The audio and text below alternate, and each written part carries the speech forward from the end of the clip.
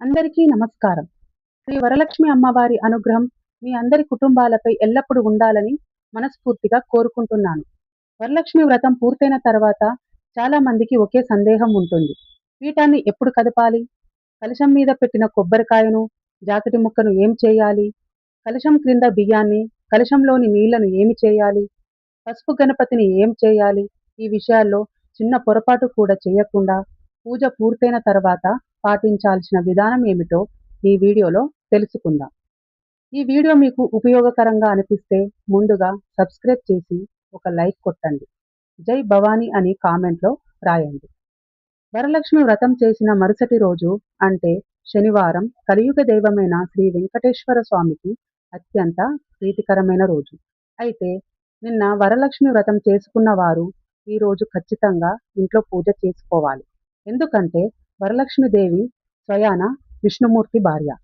విష్ణుమూర్తి అవతారమే శ్రీ వెంకటేశ్వర స్వామి. కాబట్టి నిన్న వరలక్ష్మి పూజ చేసుకున్న వాళ్ళు ఈ రోజు కూడా మీ ఇంట్లో పూజ చేసుకుంటే వరలక్ష్మి ఆశీర్వాదంతో పాటు విష్ణుమూర్తి ఆశీర్వాదం కూడా లభిస్తుంది. వెంకటేశ్వర స్వామికి కుంకుమ బొట్లు పెట్టి పూలతో అలంకరణ చేసి ఇంట్లో పూజ చేయండి. ఈ రోజున ఇంట్లో పూజ చేసేవారు బియ్యం పిండితో 2 ప్రమిదలు తయారు చేసి ఆ ప్రమిదల్లో నువ్వుల నూనె పోసి దీపారాధన చేసి ఒక బెల్లం ముక్క నైవేద్యంగా పెట్టండి. స్వామివారి అనుగ్రహం మనకు ఎల్లవేళలా ఉంటుంది. నిన్న వరలక్ష్మి పూజలో పెట్టిన కలశాన్ని ఈ శనివారం నాడు కదపాలి. ముందుగా మనం పీఠాన్ని ఎప్పుడు కదపాలో తెలుసుకుందాం. ముందుగా గుర్తుంచుకోవలసిన విషయం ఏమిటంటే వరలక్ష్మి వ్రతం పూజ పూర్తయిన వెంటనే పీఠాన్ని కదపకండి. చాలా ఇళ్లలో ఉదయం పూజ పూర్తయిన తర్వాత కూడా వరలక్ష్మి అమ్మవారిని అదే పూజాస్థలంలో ఉంచి సాయంత్రం మరోసారి దీపం వెలిగించి నైవేద్యం పెట్టి హారతి ఇస్తారు. సాయంత్రం పూజ పూర్తయిన తర్వాత కొందరు కలశాన్ని కదుపుతారు. మరికొందరు మరుసటి రోజు ఉదయం వరకు అమ్మవారిని పూజాస్థలంలోనే ఉంచి మళ్ళీ పూజ చేసిన తర్వాత కలశాన్ని కదుపుతారు. అందువల్ల మీ ఇంటి ఆచారం, కుటుంబ సంప్రదాయం, పురోహితుల సూచనకు ప్రాధాన్యత ఇవ్వండి. సాధారణంగా దీపారాధన, హారతి పూర్తయిన తర్వాతే పీఠాన్ని కదపడం మంచిదిగా భావిస్తారు. ఇప్పుడు పీఠం కదిలించే విధానం గురించి తెలుసుకుందాం. వరలక్ష్మి వ్రతం చేసిన మరుసటి రోజు దీపారాధన చేసి పెరుగన్నం నైవేద్యంగా పెట్టండి. ఆ తర్వాత హారతి ఇవ్వండి. దీపాలు కొండెక్కిన తర్వాతనే పీఠాన్ని కదపండి. ముందుగా పసుపుతో చేసిన గణపతికి నమస్కరించండి. గణపతిని యథాస్థాన ప్రతిష్టాపన అని చెప్పి పసుపు గణపతిని నెమ్మదిగా కదపండి. తర్వాత వరలక్ష్మి అమ్మవారి కలశాన్ని చేతులతో జాగ్రత్తగా పట్టుకొని 3 సార్లు స్వల్పంగా కదపండి.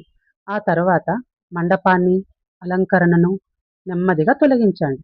తొందరపడి లాగడం కానీ లేదా వస్తువులను నేలపై పడేయడం కానీ చేయకండి.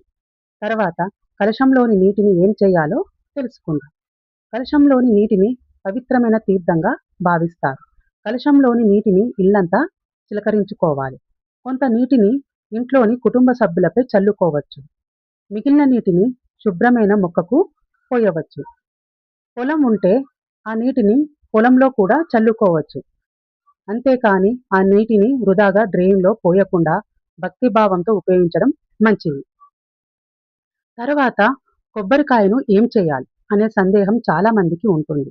కలశం మీద పెట్టిన కొబ్బరికాయను పూజ పూర్తయిన తర్వాత పగలగొట్టి ఇంట్లోని సభ్యులు ప్రసాదంగా స్వీకరించవచ్చు.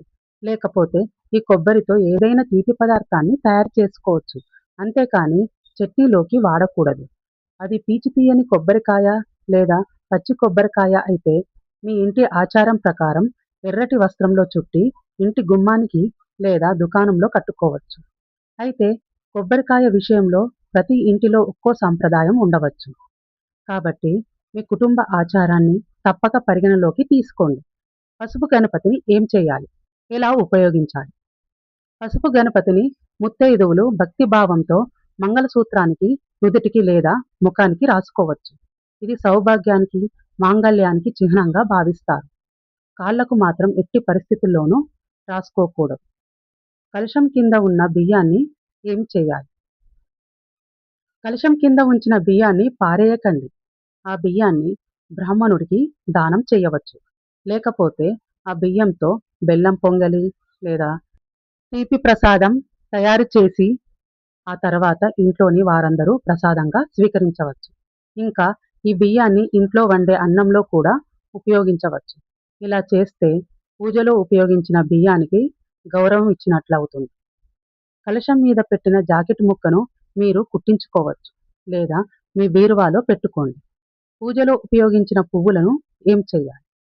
పూజలో ఉపయోగించిన పువ్వులను చెత్తబుట్టలో వేయకుండా జాగ్రత్త పడండి. వాటిని మొక్కల దగ్గర, తోటలో లేదా పొలంలో వేయవచ్చు. పారే నీటిలో వేయాలనుకుంటే పర్యావరణానికి హాని కలగకుండా సహజమైన పువ్వులు మాత్రమే వేయండి. కుంకుమను ఎలా ఉపయోగించాలి?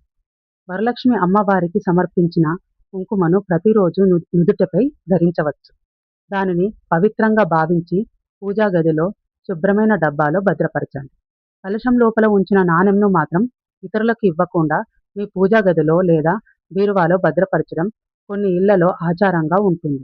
కావాలంటే మీ పర్సులో కూడా పెట్టుకోవచ్చు. అలంకరణ సామాగ్రి గురించి తెలుసుకుందాం.